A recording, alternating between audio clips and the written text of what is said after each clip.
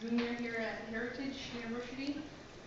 The article I chose was Images of Drinking and Women Singing Ceremony in Housemaid of Dawn by Nicholas Warner.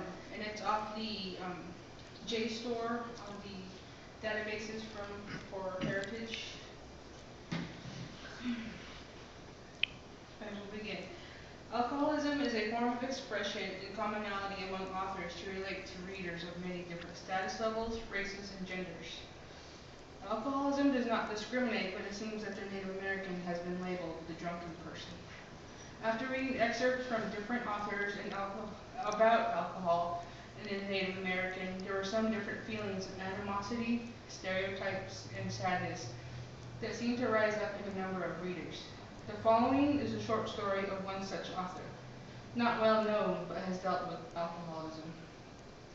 It is a rampant plague that destroyed the well-being of not only Native Americans, but to America and all its people. I remember I was 3 or 4 when this happened. I was in the back seat of our car running back and forth, annoying my older sister. We were waiting for what? I didn't know, nor did I care. I was having fun. I remember my father got in the vehicle first with a bag. In my mind, I was thinking, oh yeah, a bag of goodies, since this is where we got the candy and chips. I began bothering him by asking him what he had, asking if he had any candy or maybe some ice cream or pop. My sister told me, sit down. I, of course, made a face and didn't listen and continued to jump around. Then my mother got on laughing. I loved the way she laughed, and she did it often.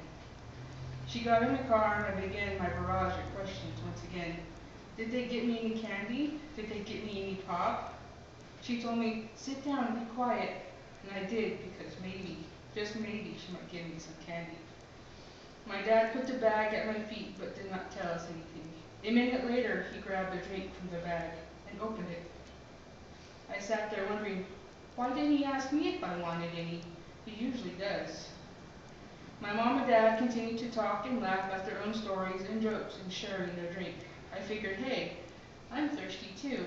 They seemed so happy sharing their drink. I got up and was about to crawl into the front seat. I accidentally bit my dad's arm, spilling it. He pushed me back into the seat, not forcefully, and then he barked at me, sit down! Not loud enough, but enough to scare me. I started crying, not sobbing, but crying nonetheless. And my mom started yelling at him. I have never seen that before, so I looked at my sister. She put her headphones on and started reading her book. So I started crying louder because my mom never yelled unless it was something bad. Then it happened. He hit her. He hit her across the face and she fell against the door. By this time, I was really crying, wondering what was happening. My mom looked at me and I looked at her. She shushed me, ever so quietly and so tenderly. I wonder if it really happened because it happened in a matter of seconds. She grabbed the bag and threw it at my dad and told him to leave, to get off the car. I cried even more because this bag had my candy in it. It had my pop or it had my chips. They yelled some more. My dad took the bag and left. My mother calmed me down and was talking with my sister. We went back into the store because this is where we also did our laundry. Eventually, she did buy me a sucker. Then we finished our laundry and went home. My dad didn't come home for a while, and I cried for him, waiting and waiting.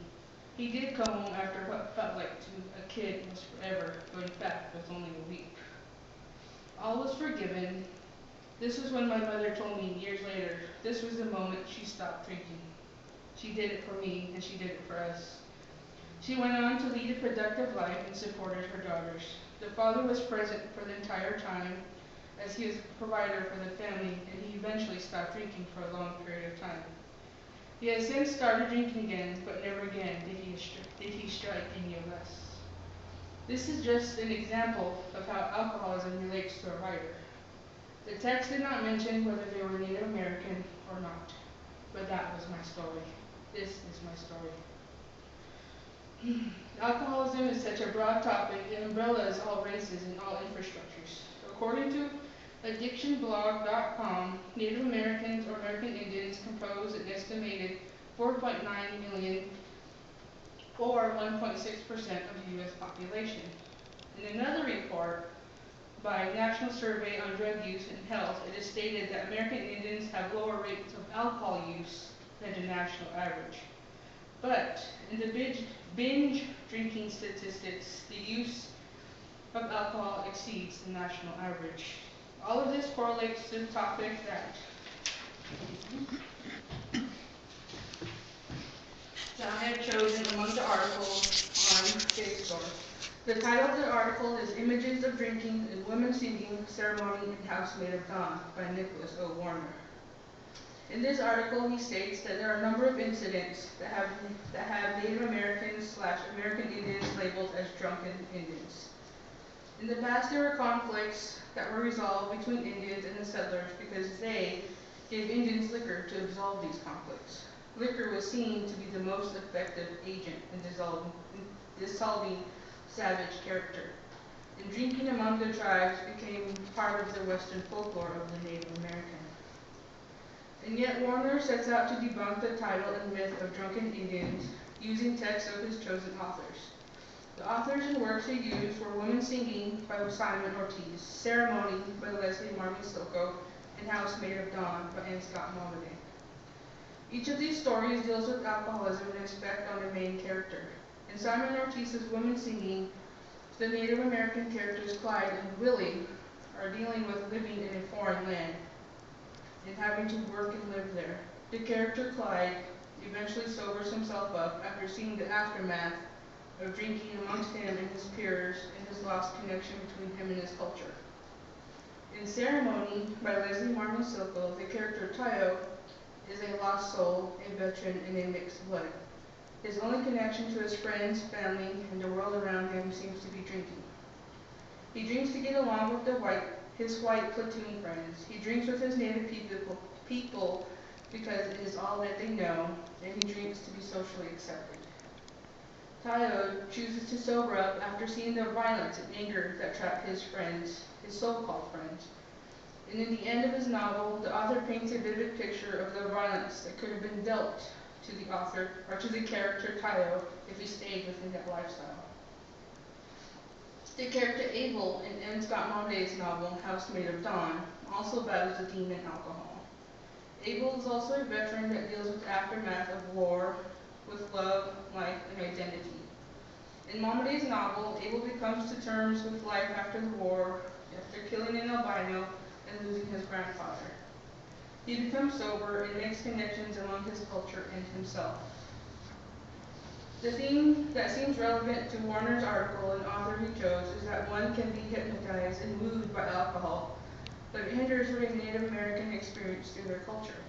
It is a shackle that binds a person to what a Native American might be perceived as, instead of who a Native American really is within the realm of their culture. In his text by Warner, Ortiz, Silko, and Momaday debunk the stereotype of the drunken Indian. By portraying Indians returning to the dignified, restorative values of their culture, they simultaneously achieve something no less significant, an affirmation of power of Indian tradition to overcome such stereotypes and to transform bondage and illness into freedom and health. In the genre of literature, alcohol is rampant and is in all aspects of literature, not just Native American. There's a website, theage.com.au, that has an article titled Those Literary Lushes. It lists several well-known authors that also dealt with this illness. Authors such as Poe, Hemingway, Steinbeck, and Capote, just to name a few. The quote that projects from the article by Luke Benedictus was by Ernest Hemingway. All good writers are drinking writers.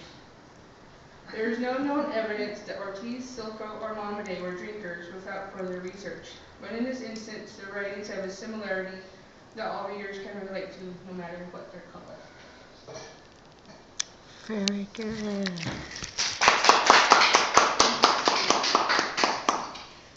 That was very good. I'm just going to get everybody else in here. I don't even know if this is